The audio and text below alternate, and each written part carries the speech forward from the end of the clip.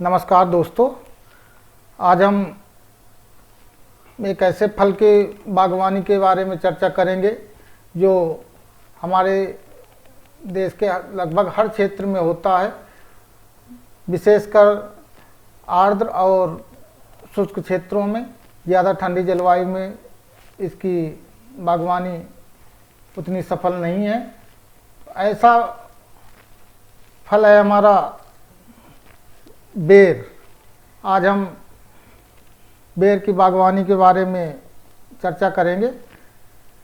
बेर को हम किंग ऑफ एरिड फ्रूट, गरीब व्यक्तियों का फल, इंडियन प्लम, चाइनीज प्लम या चाइनीज डेट के नाम से भी जानते हैं। इसकी फैमिली होती है रेमनेसी।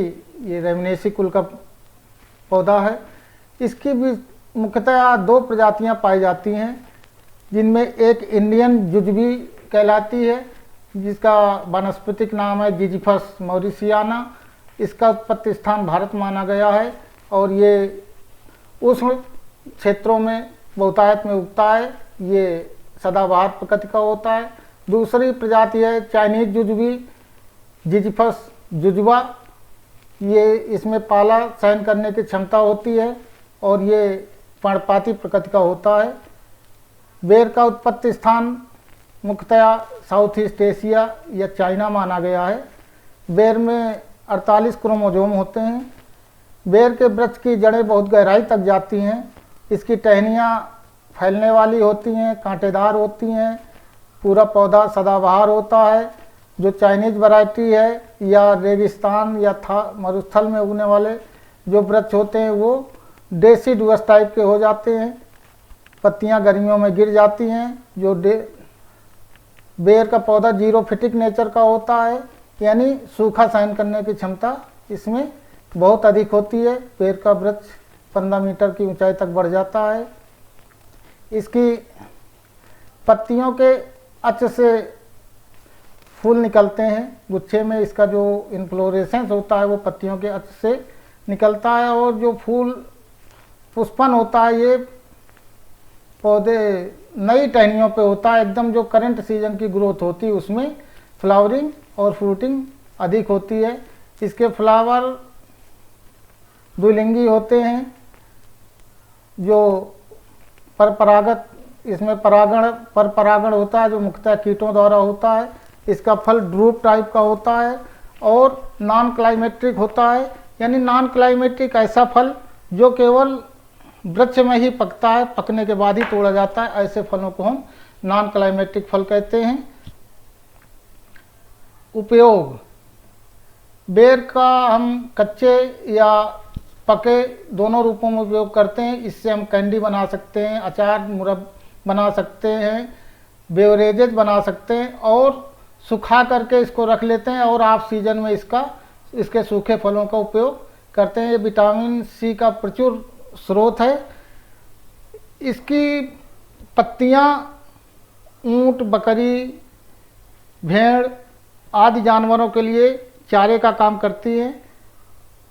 इसके फूलों में नेक्टर अधिक पाया जाता है, इसलिए मधुमक्खियां ज़्यादा आती हैं और पॉलिनेशन की प्रक्रिया भी होती रहती है और मधुमक्खियों को नेक्टर भी मिलता रहता है।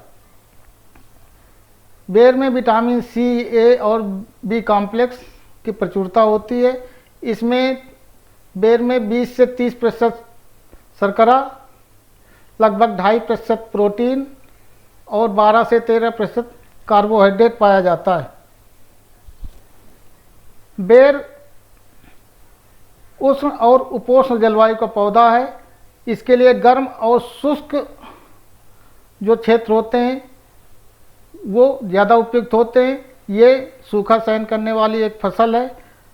इसकी जड़ बहुत गहराई तक जाती है, जिससे पानी की कमी होने पर भी ये सफलतापूर्वक सर्वाइव करता रहता है। इसलिए इसे हम जीरोफिटिक ग्रुप में रखते हैं। इसके अच्छी ग्रोथ के लिए 13 से 50 डिग्री सेंटीग्रेड टेम्परेचर की आवश्यकता पड़ती है। लेकिन अगर टेम्परेचर 7 डिग्री या 5 डिग्री से भी नीचे जाता है तो ये मरता नहीं है। इसमें इतनी सहन शक्ति होती है और अगर टेम्परेचर 50 डिग्री से भी ऊपर चला जाता है तब भी ये सर्वाइव करता रहता है। इसके लिए वार्षिक वर्षा 300 से 500 मिलीमीटर की आवश्यकता होती है, लेकिन उन क्षेत्रों में जहां वार्षिक वर्षा मात्र 125 मिलीमीटर होती है वहां भी इसकी बागवानी आसानी से की जा सकती है। और जहां वर्षा 2000 मिलीमीटर प्रति वर्ष होती है, यानी नॉर्थ ईस्ट में, उत्तरी पूर्वी राज्यों में जहाँ पे ज़्यादा वर्षा होती है वहाँ पे भी इसकी खेती खूब अच्छी तरह से की जा सकती है। ये जहाँ पे ज़्यादा इसकी अच्छी फलत के लिए, फलत के समय अगर मौसम में ह्यूमिडिटी ज़्यादा है तो ज़्यादा नुकसानदेह है इसके लिए।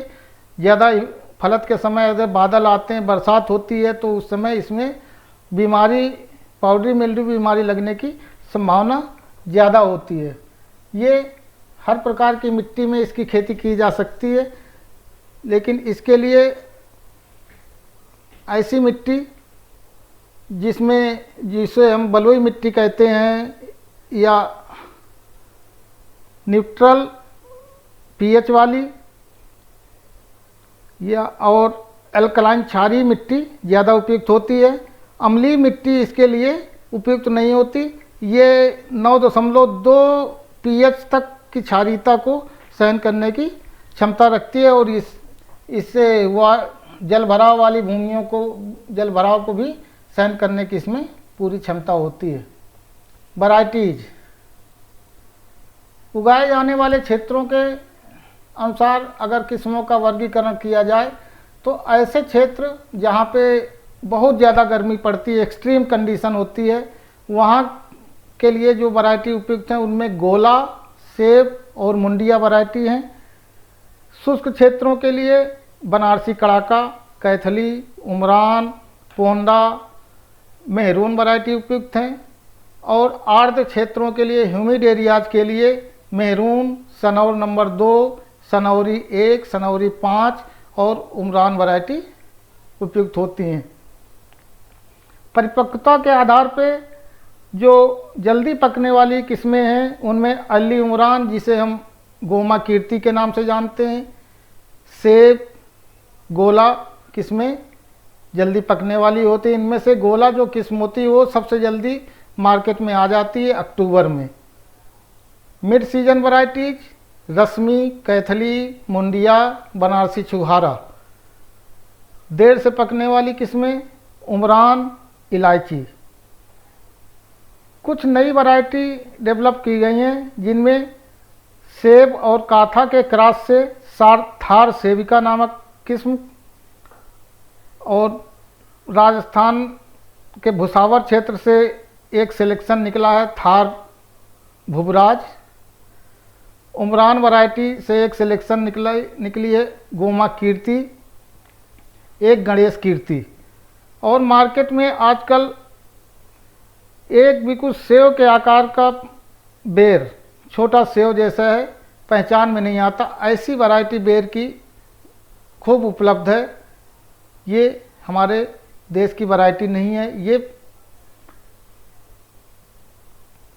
ताइवान, फिलीपींस की वैरायटी है जिसे हम एप्पल बेर कहते हैं। बेर की वैसे तो 10 से ज़्यादा प्रजातियां हैं, लेकिन मुख्यतः 4 प्रजातियों का ही उपयोग हम करते हैं, जिनमें 2 प्रजातियां कल्टीवेशन में हैं और 2 प्रजातियों को हम मूल वृंत के रूप में उपयोग करते हैं। तो जो कल्टीवेशन में प्रजातियां हैं बेर की, उसमें इंडियन बेर है, जिजिफस मॉरिसियाना, ये जैसे पहले बताया गया सदाबहार प्रकृति का होता है, ज़्यादा फैलने वाला वृक्ष होता है और इसका उत्पत्ति स्थान भारत ही माना गया है। दूसरी प्रजाति है चाइनीज बेर, जिजिफस जुजुबा। ये डेसिडुअस टाइप की होती है, पर्णपाती होती है, इसकी बढ़वार बिल्कुल ऊपर को होती है, ज़्यादा ऊंचाई तक पौधे बढ़ जाते हैं और ये पाला सहन करने की क्षमता इसमें अधिक होती है। इसका जन्म स्थान चाइना माना गया है। एक वैरायटी राजस्थान के थार मरुस्थल में बहुतायत में उगती है जिसको जुजबी बुश या झरबेर कहते हैं, जिज़फस नुमुलेरिया। ये इसका उपयोग हम ड्वार्फिंग रूट स्टॉक के रूप में करते हैं। इसकी चूँकि ऊंचाई 4 मीटर तक ही पहुंचती है, इसलिए अगर हम किसी अच्छी वैरायटी की बडिंग इसके रूट स्टॉक में करते हैं तो वो पौधा छोटा रह जाता है। एक स्पीसीज है जिज़फस रोटंडीफोलिया, ये भी जंगली बेर है, जिसको हम व्यावसायिक रूप से बेर के प्रवर्धन में रूट स्टॉक के रूप में उपयोग करते हैं। शुष्क क्षेत्रों के लिए बहुत उपयुक्त है। एक वैरायटी, एक किस्म है इसकी जिज़फस स्पाइना क्रिस्टी। इसको भारत में इसका उपयोग किसी रूप में नहीं होता, लेकिन अफ्रीका में इसको रूट स्टॉक के रूप में उपयोग करते हैं। नर्सरी तैयार करना और बेर का प्रवर्धन। बेर मुख्यतया बीज से तैयार करते हैं अथवा कायिक प्रवर्धन द्वारा।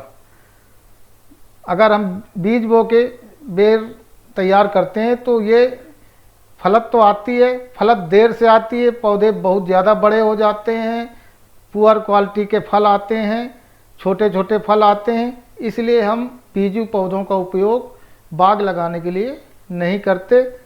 हाँ, लेकिन रूट स्टॉक या मूल वृंत बनाने के लिए बीजू पौधे ही उपयुक्त होते हैं। कायिक प्रवर्धन, वेजिटेटिव मेथड से जब हम बेर का प्रोपोगेशन करते हैं तो जो रूट स्टॉक तैयार किया है बीजू पौधा, उसमें कोई डिजायर्ड वैरायटी, जो भी वैरायटी हम ग्रेफ्ट करना चाहते हैं उसको हम सील्ड बडिंग, टी बडिंग अथवा रिंग बडिंग के रूप में प्रवर्धन करके नई पौध तैयार कर लेते हैं। इसके लिए पहले हमें नर्सरी बेड में बेर की जो गुठली होती है उससे उसका बीज निकाल के बोना चाहिए। अगर बीज पूरी गुठली बोते हैं तो वो जर्मिनेशन उसका देर से होता है, लगभग 1 महीने में, और अगर केवल बीज बोते हैं उसकी गुठली से बीज निकाल करके तो वो 1 सप्ताह में ही उसमें जमाव हो जाता है। इसलिए उसके बीज को या कर्नेल को ही बोना चाहिए। उस बीज से जो सीडलिंग तैयार होंगे वो रूट स्टॉक के रूप में उपयोग करेंगे। नर्सरी में जो रूट स्टॉक हमने तैयार किए हैं उसमें जो डिजायर्ड वैरायटी, जिस किस्म की हम बडिंग करना चाहते हैं, वहाँ से बड ले करके उस रूट स्टॉक में मई जून में बडिंग कर देते हैं। और मुख्यतः जो बीजू पौधा होता है जिसे रूट स्टॉक के रूप में उपयोग करते हैं उसमें जिज़फस रोटंडीफोलिया का उपयोग करते हैं, या कहीं कहीं जिज़फस नुमुलेरिया का उपयोग करते हैं। लेकिन सामान्यतः जिज़फस नुमुलेरिया हमारे यहाँ के लिए उपयुक्त नहीं है, क्योंकि ये देखा गया है कि जो बडिंग हम जिज़फस नुमुलेरिया में करते हैं तो 15 से 20 साल बाद बाग में एक तरह का विकार दिखने लगता है पौधों में, जिसको इन्वर्टेड बॉटल नेक कहते हैं। इसमें ग्रेफ्ट इनकम्पैटिबिलिटी के लक्षण दिखाई देने लगते हैं। फल वृक्ष कमज़ोर होने लगता है, फलत कम होने लगती है और धीरे धीरे बाग जल्दी ही अफलन की अवस्था में पहुंच जाता है। तो इसलिए हम जिज़फस नुमुलेरिया को रूट स्टॉक के रूप में भारत में नहीं करते। भारत में रूट स्टॉक के रूप में जिज़फस रोटंडीफोलिया को ही उपयोग करते हैं। जो सीडलिंग तैयार करते हैं मई जून में बडिंग कर देते हैं, लेकिन जो रेनफेड एरिया हैं, शुष्क क्षेत्र हैं, वहाँ के लिए अगर इन सीटू बडिंग करना है तो हम ये कर सकते हैं कि जहाँ पे हमें बाग लगाना है वहाँ पे गड्ढों में जुलाई के शुरू में ही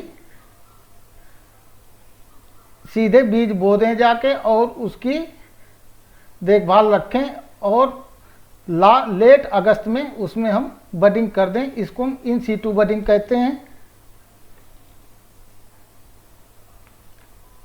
बाग की स्थापना या प्लांटिंग शुष्क क्षेत्रों में या रेनफेड एरिया में जो पौधों से पौधों और लाइन से लाइन की दूरी रखते हैं वो 6x6 मीटर रखते हैं। सिंचाई सिंचित क्षेत्रों में पौधे से पौधे और लाइन से लाइन की दूरी 8 मीटर रखते हैं।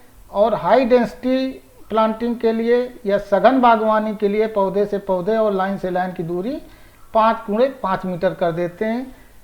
बेर का बाग लगाने के लिए सबसे उपयुक्त समय होता है जुलाई सितंबर। इसके लिए हमें मई में ही पहले 60x60x60 सेंटीमीटर के गड्ढे खोद करके उसमें 50 किलो गोबर की खाद, मिट्टी और एल्ड्रिन पाउडर भर देना चाहिए। पौधे लगाने के बाद उसमें तुरंत हमें सिंचाई की आवश्यकता पड़ती है। इसके बाद 3 महीने तक हमें 4 से 5 दिन के अंतर पर सिंचाई करते रहना चाहिए। वैसे बेर ज़्यादा पानी चाहने वाली फसल नहीं है, लेकिन जब हम सिंचित क्षेत्रों में या अन्य क्षेत्रों में भी सिंचाई करते हैं तो उस समय ये ध्यान रखना चाहिए कि जब फ्लावरिंग आ रही हो सितंबर में, उस समय सिंचाई नहीं करना चाहिए। जब फ्रूट सेटिंग हो जाए उस समय सिंचाई शुरू करना चाहिए और हार्वेस्टिंग पीरियड तक सिंचाई रेगुलर करते रहना चाहिए। इस बीच जब तक 2 से 3 साल तक बेर के बाग में फलत नहीं आती तो बाग की भूमि का सदुपयोग करने के लिए उसमें हम इंटरक्रॉप के रूप में कुछ फसलें ले सकते हैं, जिनमें सिंचित क्षेत्रों के लिए मिर्च है, मेथी है या अन्य सब्जियां 2 से 3 साल तक उगा सकते हैं। लेकिन जो असिंचित क्षेत्र हैं, रेनफेड एरिया हैं, शुष्क क्षेत्र हैं, वहाँ पे नमी को सुरक्षित रखने के लिए, सॉइल की फर्टिलिटी बढ़ाने के लिए दलहनी फसलों का उपयोग किया जाता है इंटरक्रॉप के रूप में, जिसमें से मूंग बीन, माथ बीन और काउपी को इंटरक्रॉप के रूप में उगा सकते हैं। मैन्योर्स एंड फर्टिलाइजर्स, एक फलत वाले बाग को, फलत वाले पौधे को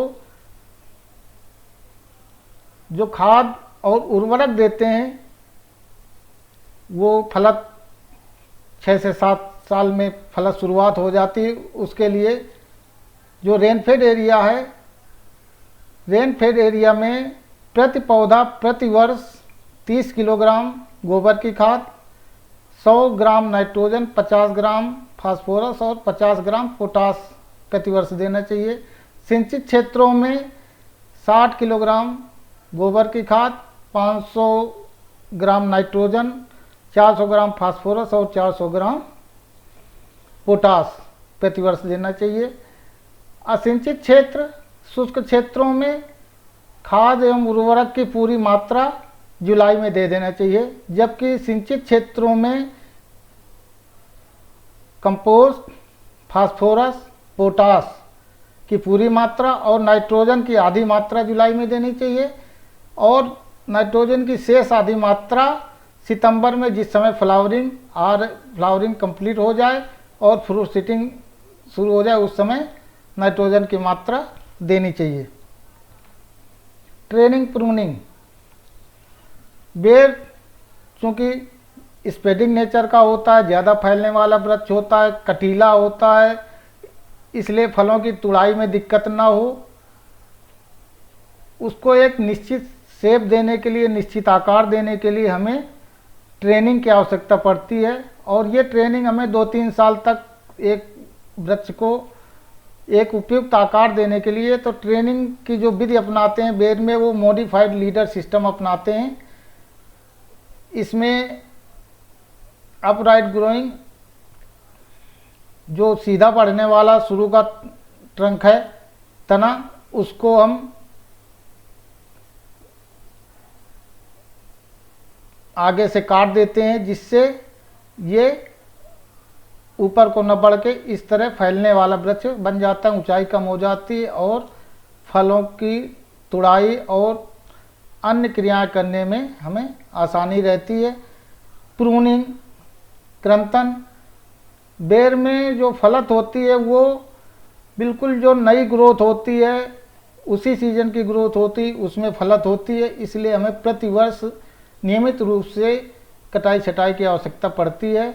इस कटाई छटाई में जो अनैच्छिक शाखाएं हैं, कमज़ोर शाखाएं हैं, जो एक दूसरे को क्रॉस कर रही हैं, बीमारी ग्रस्त हैं या टूटी हुई शाखाएं, उनको निकाल देना चाहिए। इससे पौधे का जो आकार है वो भी ठीक बना रहता है और नई शाखाएं ज़्यादा निकलती हैं जिनमें फलत होती है, उत्पादन बढ़ता है। शाखा को काट करके हमें उसमें कॉपर सल्फेट का पेस्ट लगा देना चाहिए जिससे कोई बीमारी न लगे। बेर की प्रूनिंग के लिए सब उत्तर भारत में सबसे उपयुक्त समय होता है मध्य मई का, जबकि तमिलनाडु में इसे जनवरी से अप्रैल तक करते हैं और महाराष्ट्र में लास्ट अप्रैल तक इसकी प्रूनिंग करते हैं। फ्लावरिंग और फ्रूटिंग। बेर में फूल पत्ती के अक्ष से निकलते हैं, गुच्छे में इसके पुष्प निकलते हैं जिसको एक्सिलरी साइम कहते हैं। बेर में जो फ्रूट सेट होता है वो 2 से 18% होता है। बेर की जो गोला वैरायटी है ये सबसे पहले इसमें फ्लावरिंग आती है और सबसे पहले फ्रूटिंग आती है और मार्केट में सबसे पहले यही फल आता है। हार्वेस्टिंग, तुड़ाई।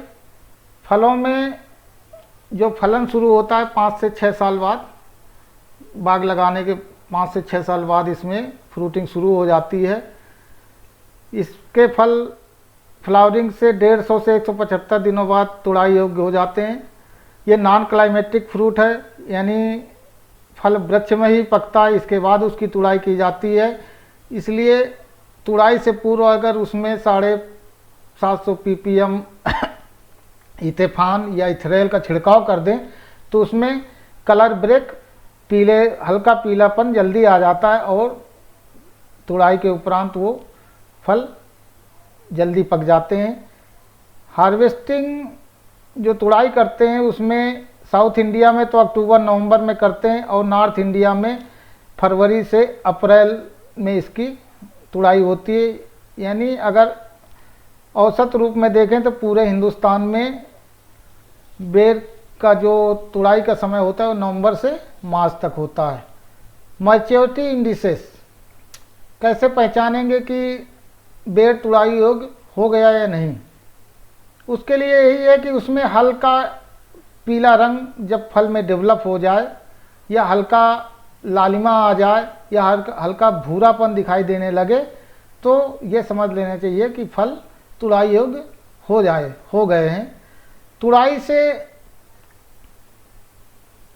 के बाद अगर उसमें कैल्शियम नाइट्रेट 1% का घोल और 500 ppm कैप्टाफ के घोल में अगर फलों को डुबो के रखते हैं तो फल ज़्यादा दिन तक टिकाऊ रहते हैं। फलों को हम 10 से 12 दिन तक पॉलीथीन बैग में रूम टेम्परेचर पर सुरक्षित रख सकते हैं। एक पेड़ से जो सीडलिंग होता है, देसी बीजू पौधा होता है, उसमें 5000 से 10,000 फल, छोटे छोटे फल प्रतिवर्ष आते हैं, जबकि जो अच्छी वैरायटी है उसमें एक 10 से 20 साल के वृक्ष में 30,000 फल प्रति वृक्ष आते हैं प्रतिवर्ष। यानी औसतन 80 से 150 किलोग्राम प्रतिवर्ष पैदावार होती है। बीमारी, कीड़े। फल में, बेर के फल में सबसे प्रमुख कीट लगता है फ्रूट फ्लाई, जो फ्रूटिंग टाइम से लेके यानी अक्टूबर से लेके फल तुड़ाई और फल तुड़ाई के बाद घर में रखने पर भी इसका प्रकोप बना रहता है। इतना डेंजरस कीट है फ्रूट फ्लाई।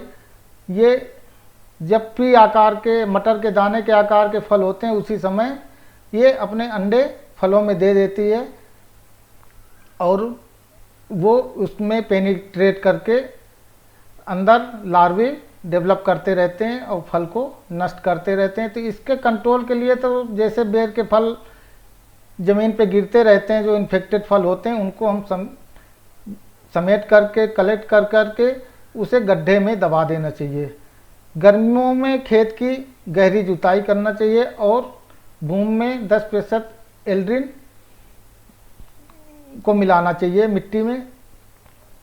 पेड़ों पे मैलाथियान 50 EC या क्लोरपाइरीफास 20 EC 2 मिलीलीटर प्रति लीटर पानी में घोल करके इसका छिड़काव करना चाहिए। इसके लिए कुछ रेजिस्टेंट वैरायटीज भी हैं जिनमें इस कीड़े का प्रकोप बहुत कम होता है। उनमें एक वैरायटी है काथा और टिकड़ी, ये राजस्थान में, इसमें फ्रूट फ्लाई का प्रकोप बहुत कम होता है। अगर इसको उगाएं तो फ्रूट फ्लाई से बचा जा सकता है। इसी तरह आंध्र प्रदेश में एक वैरायटी है दूधिया और महाराष्ट्र की मेहरून वैरायटी फ्रूट फ्लाई के लिए रेजिस्टेंट वैरायटी है। और प्रमुख कीट जो हैं उनमें बेर बीटिल है, वीविल है, स्केल इंसेक्ट है, बेर माइट है। बेर माइट देखा गया कि पत्तियों में जाले बना देती है और पत्तियां मुड़ी हुई नज़र आती हैं। प्रमुख बीमारियां, बेर की प्रमुख बीमारियों में सबसे प्रमुख बीमारी है पाउडरी मिल्ड्यू, जो पत्तियां और फल दोनों को नुकसान पहुंचाती है। अगर अक्टूबर में बरसात हो जाए, बादल आ जाए, तो उस समय इसका प्रकोप ज़्यादा होता है। अगर मौसम में ह्यूमिडिटी बढ़ जाए, उस समय पाउडरी मिल्ड्यू का प्रकोप होने की संभावना रहती है। ये अक्टूबर से नवंबर में इसका प्रकोप ज़्यादा देखा गया है। इसमें फल और पत्तियों में ऊपर सफ़ेद पाउडर सा दिखाई देने लगता है। तो अगर इसके लक्षण आते ही इसमें फल वृक्षों में 0.2% कैराथेन या डिनोकैप 1 ml प्रति लीटर के हिसाब से छिड़काव करें। और कोई भी सल्फर, ऐसा फंजीसाइड जिसमें सल्फर पाया जाता हो, वो फंजीसाइड इस बीमारी के लिए इफ़ेक्टिव होते हैं कंट्रोल के लिए। ब्लैक लीफ स्पॉट के कंट्रोल के लिए कार्बेंडाजिम 1 ग्राम प्रति लीटर या क्लोरोथैलोनिल 2 ग्राम प्रति लीटर 15 दिन के अंतराल पे छिड़काव करना चाहिए। ब्राउन स्पॉट, इसमें बेर में भूरे रंग के धब्बे पड़ जाते हैं, बेर सड़ा हुआ नज़र आने लगता है। एक बीमारी होती है वायरल इन्फेक्शन, इसमें पत्तियां में सफ़ेदी सी दिखने लगती है। जैसे पाउडरी मिल्ड्यू में तो पाउडर रूप में दिखता है, लेकिन इसमें कोई ऐसे लक्षण नहीं होते, लेकिन ग्रीन कलर चला जाता है और इसका कोई विशेष कंट्रोल नहीं है। एक बीमारी है स्टाइलर इंड ब्राउनिंग, ये किसी फंगस या बैक्टीरिया से नहीं होता, ये फिजियोलॉजिकल डिसऑर्डर है जिसमें बेर के अग्रस्थ हिस्से में भूरे रंग के इस तरह धब्बे पड़ जाते हैं। ये मुख्यतः जब हम कहीं पे बोरान एक्यूमुलेट हो जाता है, इकट्ठा हो जाता है, या बोरान की अधिकता हो जाती है, उसकी वजह से स्टाइलर इंड ब्राउनिंग होती है। ये बेर की एक नई बीमारी है। धन्यवाद। उम्मीद है ये वीडियो आपको पसंद आया होगा और आप इस वीडियो को देखिए, लाइक करिए, शेयर करिए, सब्सक्राइब करिए। धन्यवाद।